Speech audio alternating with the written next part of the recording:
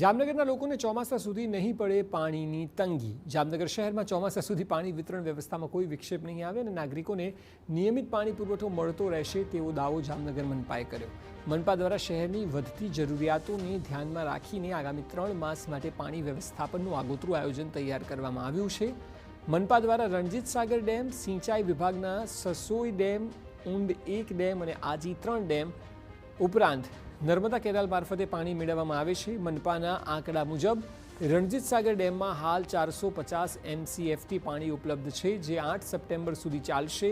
સસોઈ ડેમમાં 321 MCFT પાણી ઉપલબ્ધ છે, જે 31 જુલાઈ સુધી પૂરતું રહેશે। ઊંડ 1 ડેમમાં 354 MCFT પાણીનો જથ્થો છે, જે 25 જુલાઈ સુધી ઉપલબ્ધ રહેશે, જ્યારે કે આજી 3 ડેમમાં 586 MCFT પાણીનો જથ્થો છે, જે 31 જુલાઈ સુધી ચાલશે। શહેરને વિવિધ સ્ત્રોતોમાંથી કુલ 155 MLD પાણી પૂરું પાડવામાં આવે છે। જો ચોમાસું નબળું રહે કે પાણીની ઘટ રહે તો સૌની યોજના સહિતના વિકલ્પો પણ ઉપયોગમાં લેવાશે।